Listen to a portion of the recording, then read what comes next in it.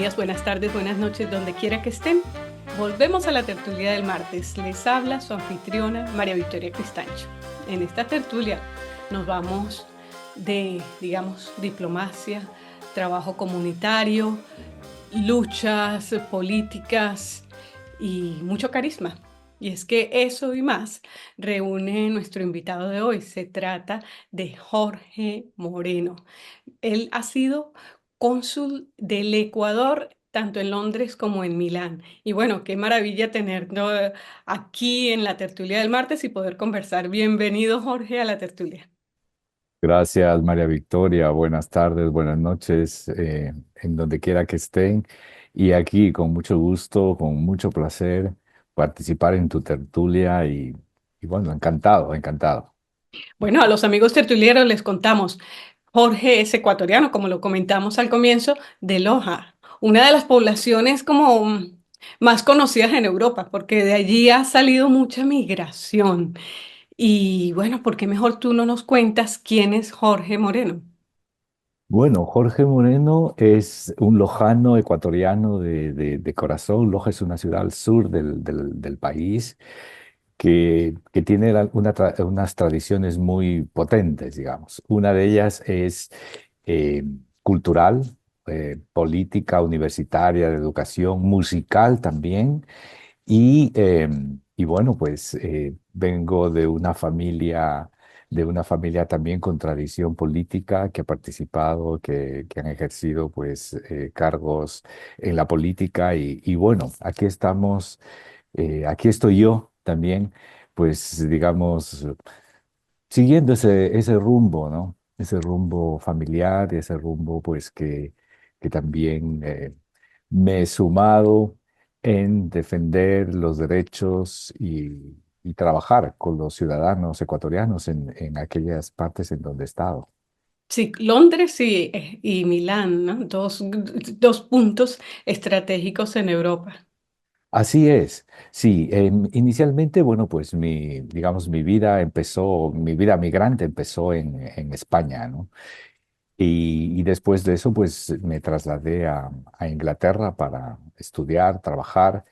Y bueno, pues a partir del año 2006 nos vinculamos a un movimiento social que se llama Movimiento Ecuador en el Reino Unido para apoyar y defender los derechos de los migrantes ecuatorianos que vivían en Londres y en el Reino Unido.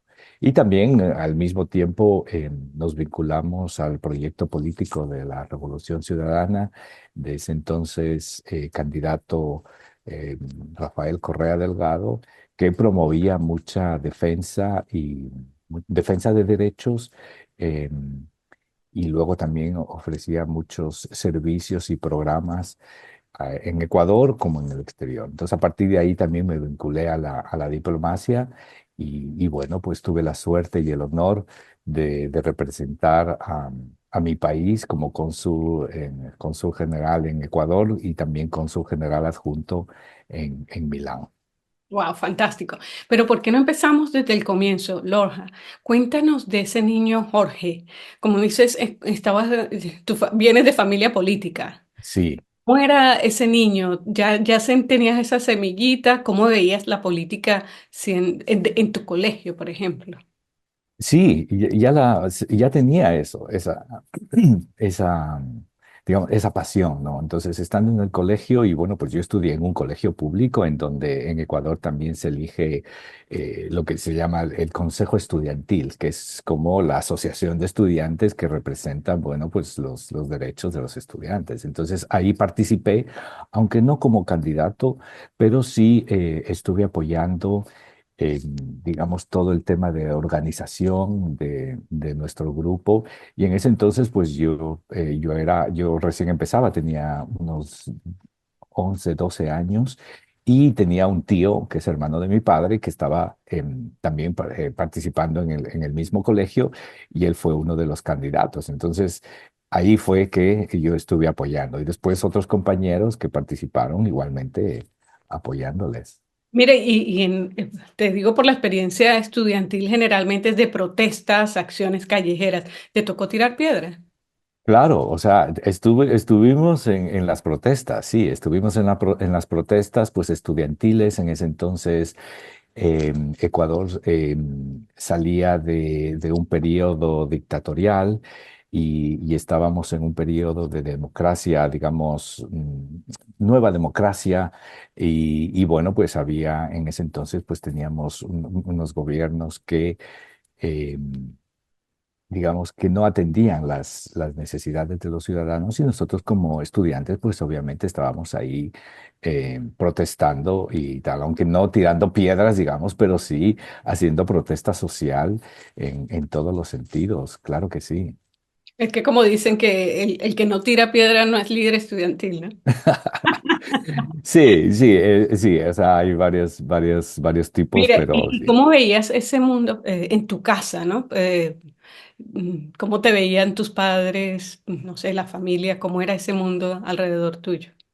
Pues bien, ¿cómo te digo? Pues mi padre en ese entonces era político, participaba en la política nacional, fue diputado del Congreso Nacional y, digamos, era un referente, ¿no? En la política nacional y, bueno, pues yo también participaba, ¿no? Entonces, dentro de la familia, digamos, no había, más bien había el apoyo, ¿no? Había el apoyo total para, para seguir participando. Entonces, no, era algo normal, ¿no? Lo veíamos como algo normal.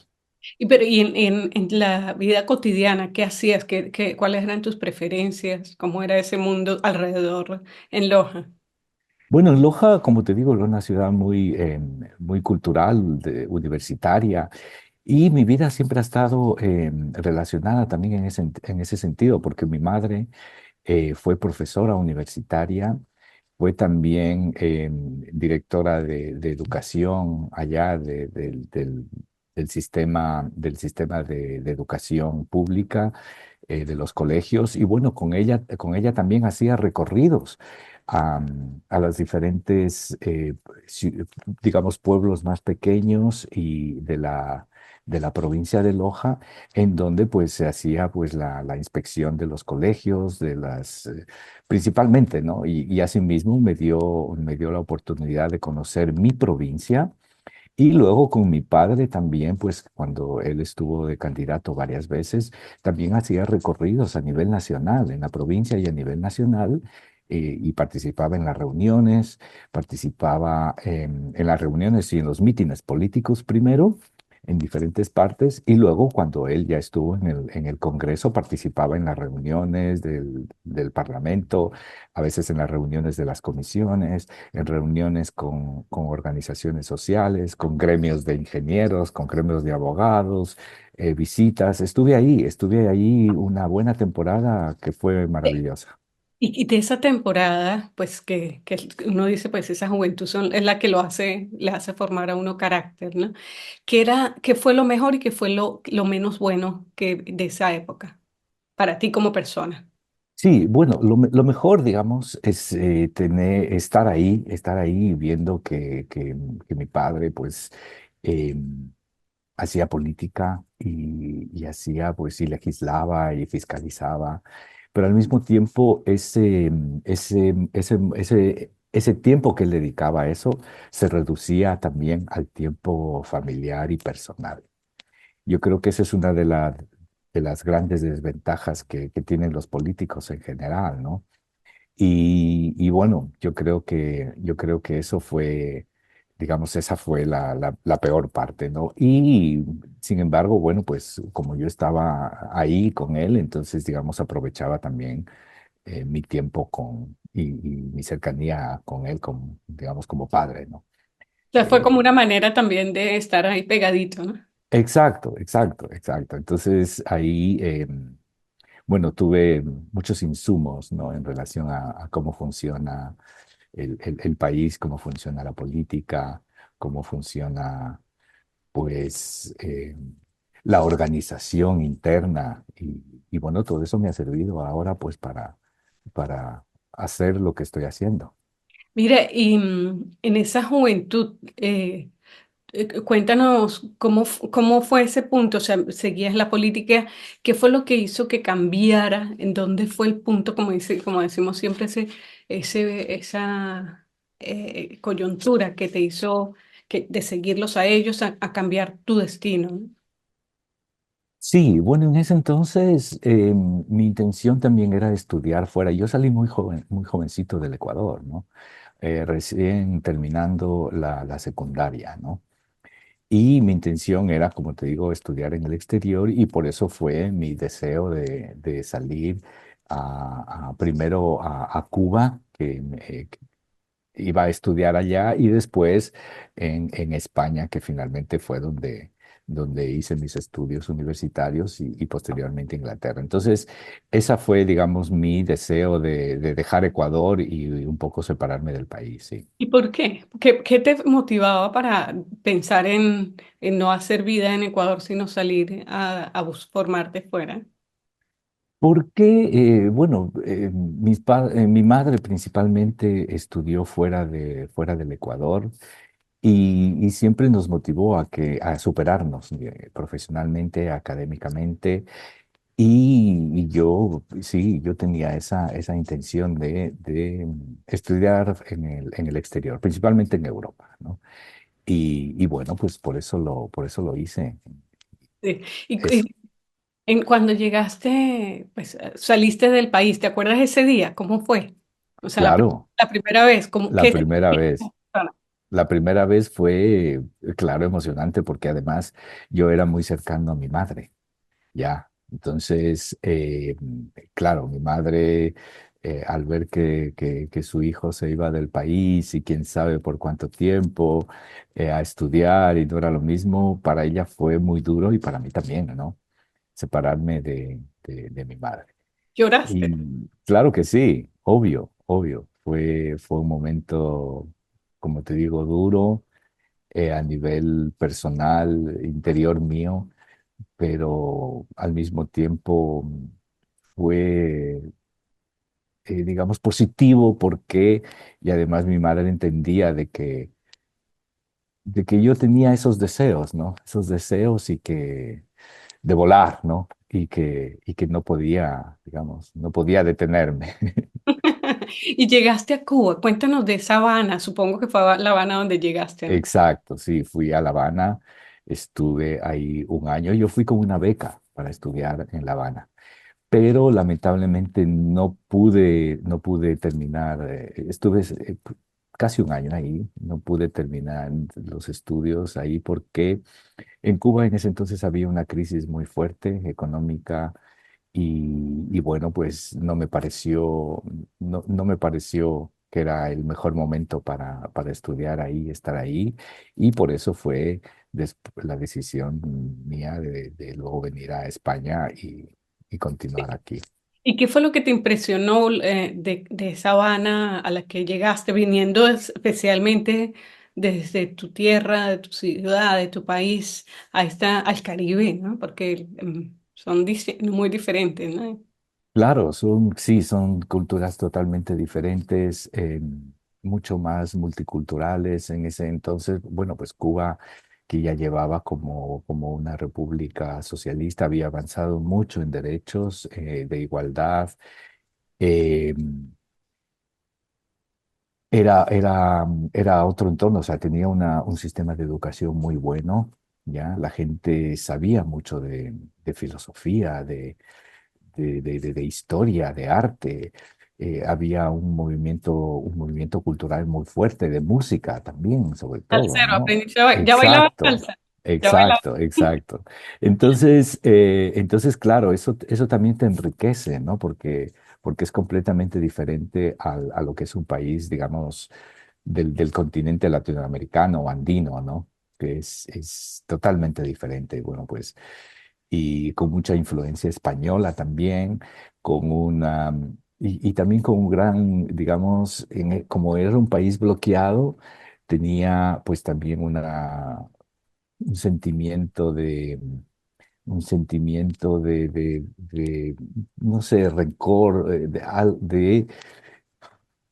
de sentirse aislados por el bloqueo de los Estados Unidos, ¿no? Entonces, eh, porque muchos de los cubanos tienen familia en los Estados Unidos y eso no les permitía ni viajar ni ver a sus familiares y bueno, pues tenían ese sentimiento.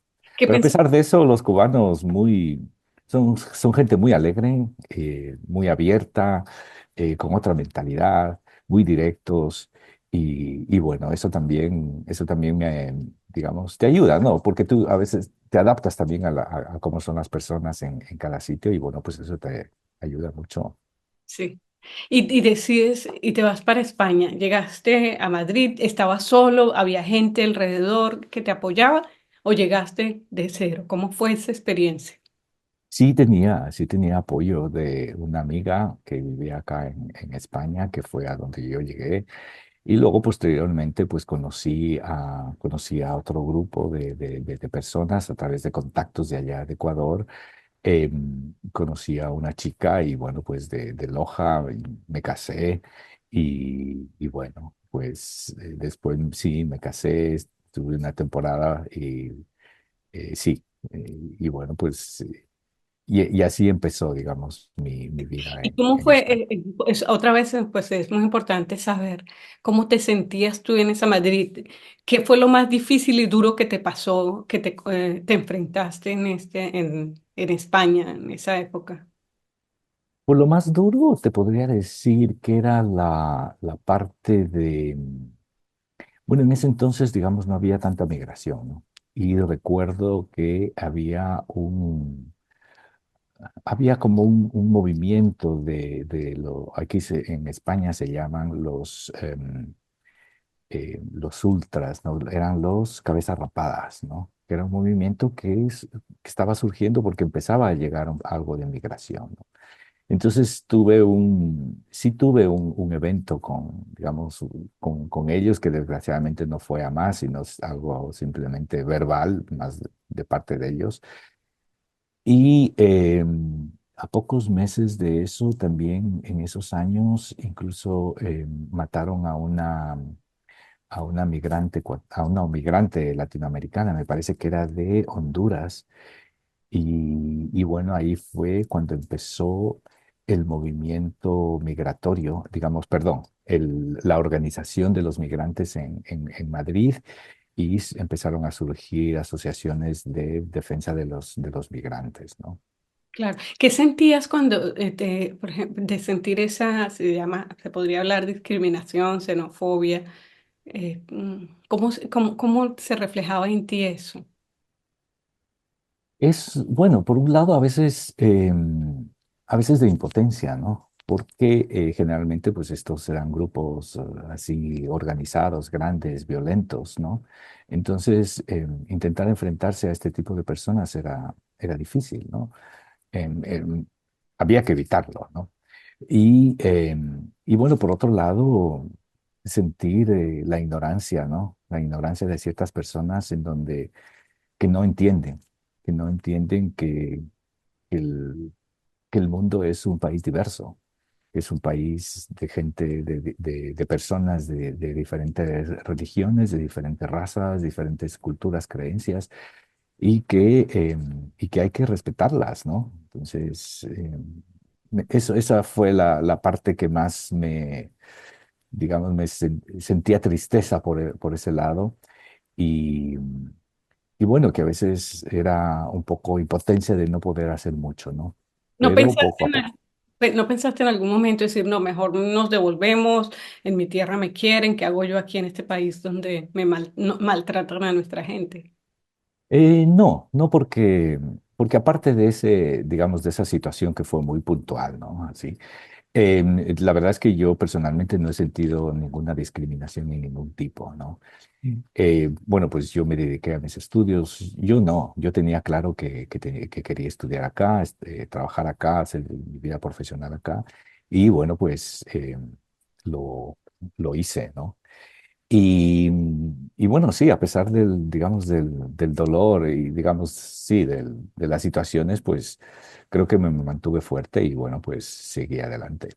Sí, ahora el ecuatoriano en general tiene un gran amor por la cultura, la comida, por todo eso.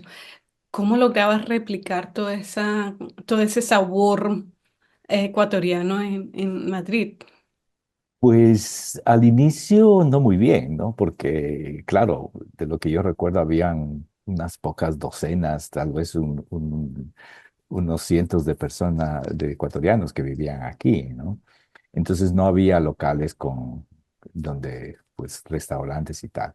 Pero bueno, luego poco a poco pues la migración fue avanzando y ya habían pues los comercios, los restaurantes y ya tal. Al inicio recuerdo que mi madre me enviaba cosas de Ecuador, a veces con personas que viajaban, me enviaba pues cosas que se podían pues al menos mantener como pan o cosas típicas de Loja, eh, los tamales y bueno Mm. pues así disfrutaba de la comida, pero después ya con los restaurantes ya se compensaba todo eso. Mira, aquí estamos en la tertulia del martes conversando con Jorge Moreno, ecuatoriano, con una vida diplomática importantísima, trabajo político y pues también esa sensibilidad del ser migrante.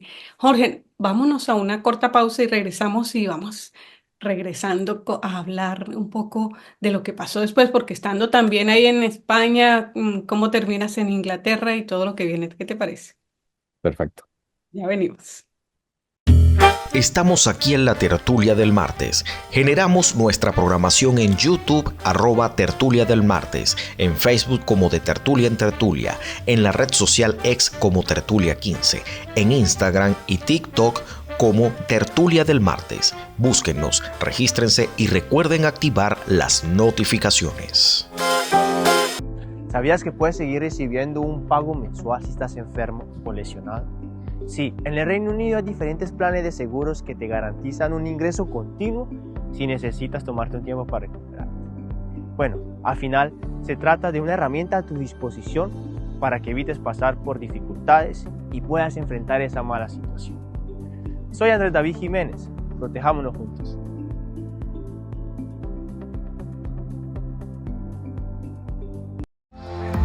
Este espacio llega a ustedes con el apoyo de Ana Castro Boutique, donde la belleza se hace sentir. Y estamos de vuelta aquí conversando con Jorge Moreno. Como comentábamos, ecuatoriano, tienes residencia en España, ¿no? Sigues, ahí te quedaste, ¿no? Tengo nacionalidad española, Mm. ¿sí? Y bueno, pues en ese momento estoy en España, ¿no? Pero digamos mi actividad, mi vida profesional la desarrollo en Inglaterra, ¿no? Entonces estoy entre los dos países. Bueno, y estando en España, sacas tu carrera, empiezas a trabajar. ¿Y qué te hace moverte para Inglaterra? Pues, sobre todo porque en España, pues, estabas como en tu zona de confort ya, ¿no? Sí, yo había visitado Inglaterra, pues, a unos amigos que vivían allá y la verdad es que me gustó. Y yo dije, pues, yo quiero venir a Inglaterra, quiero ¿Qué venir a te Londres, gustó? me ¿El frío, gustó. la lluvia, el qué? Yo creo que me gustó más las oportunidades que habían, también quería el idioma y bueno, cuando visité a estos amigos, estuve unos días nada más, me gustó. Después yo me organicé al año siguiente para ir un verano entero de 3 meses para conocer la ciudad, conocer del sistema, todo. Y luego, asimismo, al año siguiente, ya en el año 2000 ya decidí mudarme a Londres, ya completamente allá, pues a estudiar y luego también trabajar. Dicen que una cosa es el turismo y otra la migración. ¿Qué tanto cambió tu experiencia en ese proceso? Bueno, digamos, con los diferentes pasos que yo ya he hecho una migración de Ecuador a Cuba, luego de Cuba a España, digamos, era como, en ese sentido, digamos, como que lo tenía asumido, digamos, ese cambio que tienes que volver a empezar y a veces, pues, digamos, no es fácil y tal. Pero como yo ya había hecho digamos, esta investigación, ¿no? De campo y tal, en saber cómo es y tal, entonces yo ya me organicé para, para saber qué era lo que tenía que hacer y cómo hacerlo, sí. ¿Y qué fue lo más fácil o lo más difícil que te tocó en Inglaterra? Pues lo más difícil, digamos, al inicio fue el idioma, a pesar de que, digamos, yo sabía inglés y tal, pero no a un nivel tal. Entonces yo lo que hice fue hacer estudios de idiomas. Me tomé un año de aprender precisamente el idioma, mejorarlo. Y bueno, pues al terminar el año, digamos, mi inglés era fluido y ya, y ya sin ningún problema. Y aparte de eso, bueno, pues digamos, Londres, como tú sabes, Inglaterra es un país mucho más costoso que España digamos, esa es una de las desventajas, ¿no? Que a veces sí te tienes que ajustar bastante en cómo se vive, ¿no? En Inglaterra. ¿Te tocó hacer algún trabajo duro o suave todo? Bueno, trabajo duro, digamos, no, porque, bueno, yo tenía un amigo porque cuando era estudiante en España, yo trabajé en un bar que era internacional, un café bar. Y después a través de ellos, pues yo también trabajé una temporada allá en Hard Rock Café de Mm. Londres y, y luego pues mientras estudiaba el idioma yo también trabajaba ahí los fines de semana y todo pues para cubrirme mis gastos, ¿no? Entonces esa fue mi decisión inicial. Idioma, idioma, idioma para poder. Ya. Y cómo en esa experiencia de servicio, digamos, en un café, donde hay gente tan diversa, ¿cómo era esa interacción contigo? ¿Era difícil? ¿Era fácil? Háblanos un poco de esa experiencia. ¿Eras mesero o mesonero, como se le llama en otras Sí, partes? sí, trabajaba en la sección que era como cuando sale la comida del restaurante a la sala, ¿no? Entonces había la sección de revisar que todo vaya bien, ¿no? Y, y que la orden esté completa, ¿no? Entonces, camarero, digamos, no era, sino más bien era, pues, cómo organizar que todo vaya bien. Entonces, era el Siempre, enlace, siempre tratando de ser el controlador, revisador. el enlace entre la sala y la esta, si faltaba algo, yo la pedía y eso, ¿no? Entonces, sí, era como el último control de calidad de que todo vaya bien. Siempre con Pero la... bien. Sí, y bueno, pues era digamos, sí, o sea, después de la entrevista me dijeron, ¿quieres hacer este trabajo y tal? Porque había la opción de ser camarero y tal. Entonces dije, vale, está bien, me parece bien. Sí. Mire, y bueno, en ese proceso, bueno, ya comienza tu parte política, ¿no? ¿Cómo fue eso? ¿Dónde quedó el trabajador, estudiante y dónde entró la política? Eso empezó en el año 2006 aproximadamente, ¿no? Que es al mismo tiempo cuando empezó la candidatura de Rafael Correa a presidente con su proyecto político. Y bueno, pues ya surgió su nombre, se le conocía. Y ahí un grupo de ecuatorianos, principalmente de Loja, eh, se enteraron digamos, se enteraron de este proyecto político, también de que yo estaba allá y me llamaron a una reunión y fue cuando nos organizamos como Movimiento Ecuador en el Reino Unido, ¿no? Que era y que es, ¿no? En ese entonces, bueno, pues para apoyar los derechos de los migrantes y también apoyar la propuesta política de Rafael Correa. Y así nos fuimos organizando y trabajando, pues primero en ese entonces, pues ya había muchos más ecuatorianos en el año 2005, ¿no? Porque si tú no recuerdas o no, o no lo tienes en mente, en el año 99 hubo un feriado bancario en Ecuador en donde provocó mucha salida de ecuatorianos. Entonces, en esos años miles migraron principalmente a España, pero también en el Reino Unido. Claro, Entonces, porque después viene el proceso de la crisis financiera mundial que afectó más. exacto, exacto. Entonces, en el año 2006 surge Rafael Correa, nos organizamos, empezamos a defender los derechos de los trabajadores ecuatorianos en Londres, principalmente que trabajaban en el entorno de los servicios, ¿no? Como en la limpieza, principalmente en limpieza, ¿no?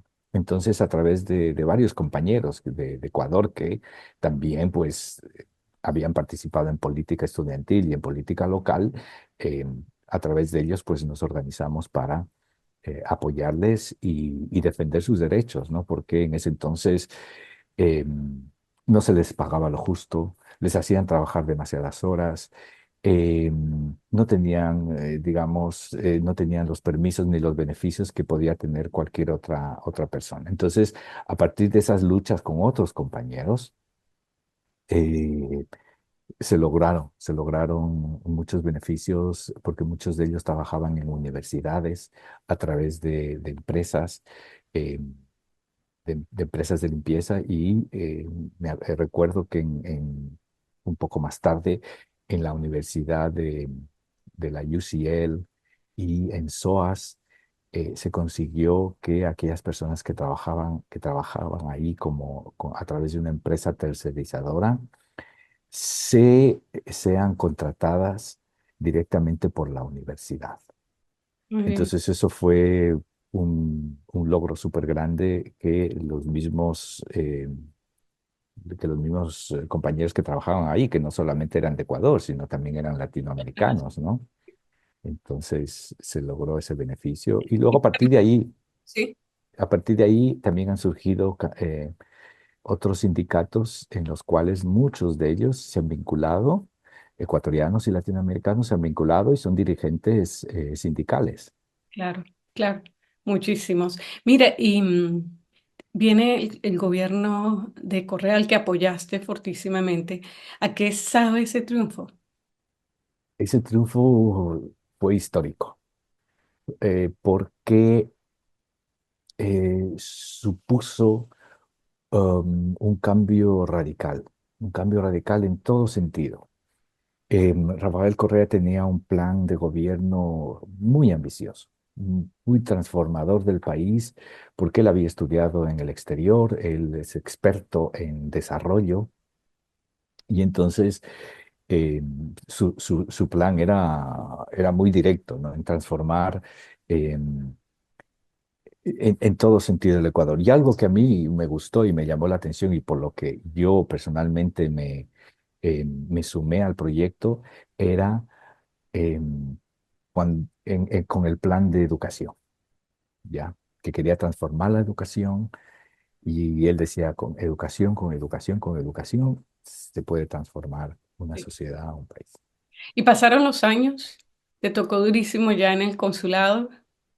Sí, en el año 2009 el presidente decidió inaugurar un proyecto que se llamaban las Casas Ecuatorianas, ¿no?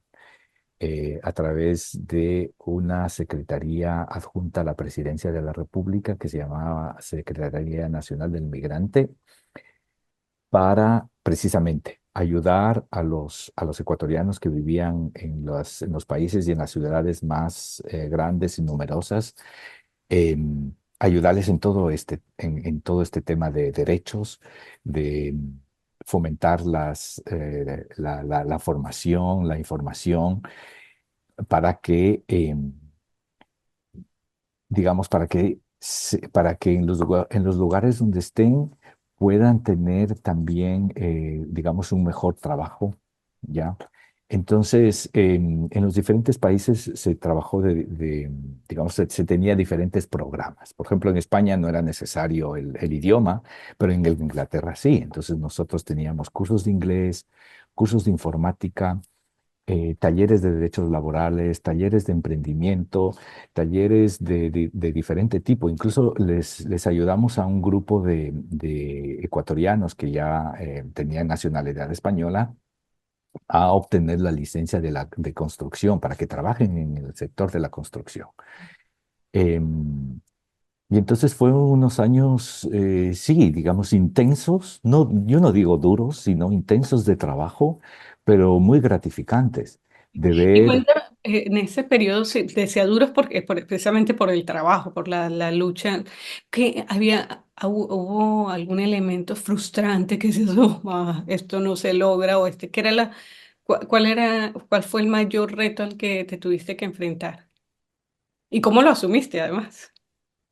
Yo creo que el mayor reto fue que hubo una ola migratoria debido a la crisis hipotecaria y económica en España principalmente, que llegaron cientos, miles de ecuatorianos en un periodo corto de tiempo. Y tenían tantas necesidades que a lo mejor no era posible darles ayuda o ayudarles a solucionar todo. Pero digamos, nos organizamos y hicimos alianzas con otras organizaciones para que les ayuden, porque por ejemplo nosotros no podíamos ayudar en el tema de vivienda, ¿no? Pero sí dábamos información de cómo acceder a ayudas sociales en el caso de las personas que necesiten. Y, y bueno, pues digamos, a lo mejor sí tuvimos un volumen alto, pero como te digo, con las alianzas estratégicas con algunas organizaciones pudimos ayudar. Y pasado ese periodo, pues vino el cambio, ¿no? Se acabó. ¿A qué sabía esa frustración, esa derrota? ¿Qué sabía ese periodo ya cuando acaba el correísmo en ese periodo? Pues la verdad es que sí, sí fue frustrante porque, digamos, el candidato que reemplazó a Rafael Correa, Lenín Moreno, era el candidato nuestro que iba a continuar con el proyecto político, ¿no? Eh, Había muchas cosas por hacer y bueno, pues el plan de gobierno estaba presentado y planteado para en esos años continuar con muchas transformaciones, principalmente eh, la matriz, eh, la matriz productiva, que era todo el agro, la industrialización. Y, y bueno, pues este señor no, no continuó, decidió no continuar con ese plan de gobierno, aplicar otro plan totalmente diferente al que se había establecido. Y bueno, fue lo que causó, digamos, fue el inicio del desastre en el Ecuador. Y para ti como persona, ¿a qué supo esa derrota o esos cambios, esa bajón, digamos? Bueno, nosotros ganamos las elecciones, hicimos campaña No, pero por después, este obviamente. señor. Pero la verdad, o sea, nos sentimos traicionados eh, porque, porque él hizo todo lo contrario a lo que se planteaba. Y nosotros obviamente nos sentimos traicionados porque a partir de ahí también él aplicó medidas de tipo muy neoliberal, eh, destrucción de toda la obra pública, ya no dar mantenimiento a las hidroeléctricas, a todos los servicios públicos y obviamente todo se fue deteriorando, ¿no? Claro. Y Eh, tú aquí desde Londres como cónsul tuviste que entregar y te retraíste o cambiaste el plan de batalla. claro, entonces bueno, pues como ya empezó, o sea, em, yo fui cónsul también durante el gobierno de Lenín Moreno por un año, ¿no? Al año ya pues digamos, tuvimos que renunciar todos los cónsules que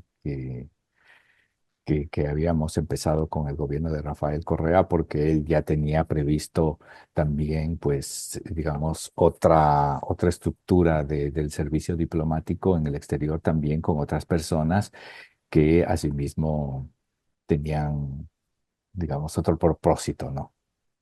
¿Y cómo te sentiste? Pues igual frustrado porque ya no encajaba ahí. O Ujú. sea, era la aplicación de ejecutar un plan de gobierno contrario al que habíamos propuesto, al que estábamos trabajando y tal. Entonces, obviamente ¿Qué pensaste? decepcionado. ¿Y qué pensaste tú dejar la política? O sea, ¿cómo fue sí, tus pensamientos? ¿Qué sentías alrededor de esa frustración? No dejé la política para nada. Incluso eso nos motivó, digo, me motivó y nos motivó a todo el grupo de compañeros a continuar y a intentar ganar y bueno, pues seguir organizándonos y bueno, pues presentarnos en las próximas elecciones y ganar. Pero lo que sí causó este señor es la división también dentro del movimiento, porque muchas personas continuaron con él y otras personas nos continuamos con el proyecto original. Y bueno, eso causó muchas fricciones.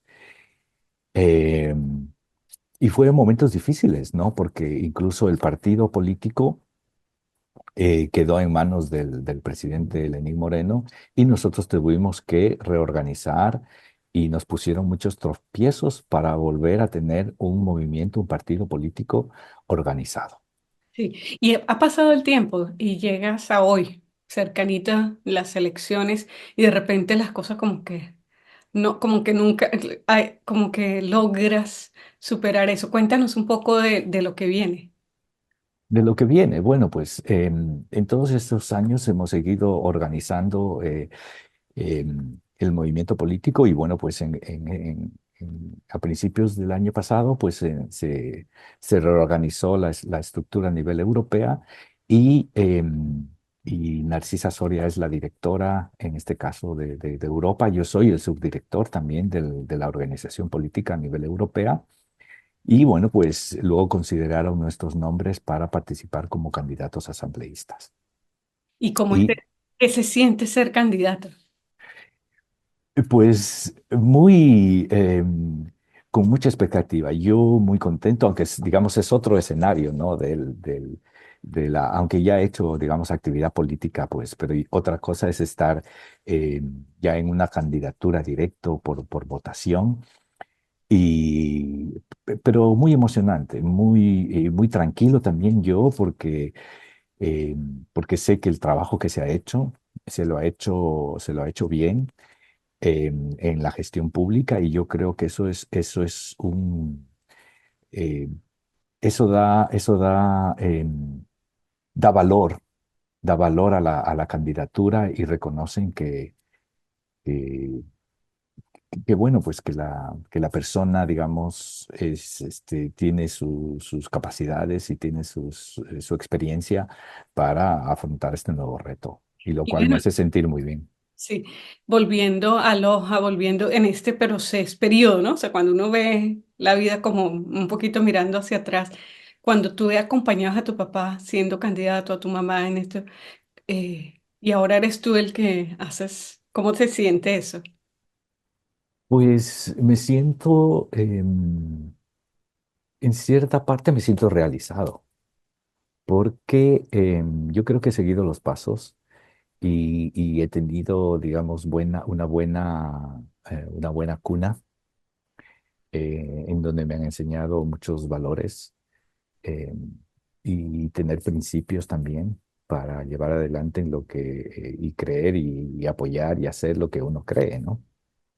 Entonces, yo me siento muy contento, muy feliz en este momento de llegar a este punto y presentarme como candidato y también recibir el apoyo de los ciudadanos con su voto, ¿no?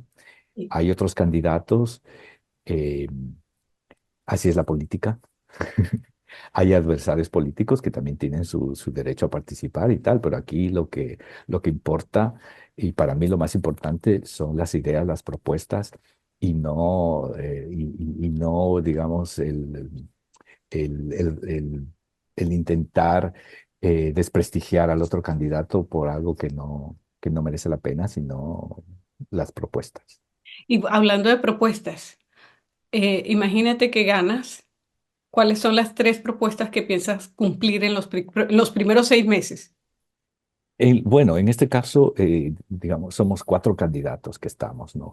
Hay dos principales y dos alternos, ¿no? Entonces, el candidato principal es Gustavo Mateos y mi compañera Narcisa Soria. Yo soy candidato alterno de Narcisa Soria, pero al mismo tiempo, o sea, yo voy a estar también presente en el Parlamento de Ecuador.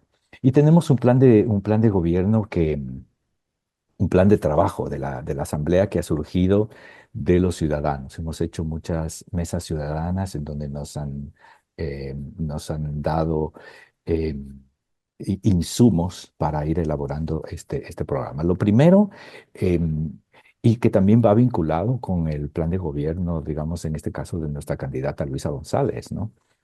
Es restaurar los servicios consulares de calidad y calidez, reducción de los aranceles en los aranceles consulares, lo que significa el pago de hacer un pasaporte, que en este momento tarda mucho en hacerse y cuesta el doble de lo que costaba. Se van a ajustar todos esos servicios. Se va a trabajar en leyes de seguridad, ¿no? Para eliminar aquellos elementos malos que hay dentro de las fuerzas de seguridad, que también son parte del problema de la inseguridad en el Ecuador. Vamos a trabajar en el tema, en la ley de seguridad social, reforzar para que haya una jubilación digna, mejorar los convenios internacionales también en temas de seguridad social, principalmente con España. Todo lo que es el tema de canje y homologación de licencias de conducir, de estudios.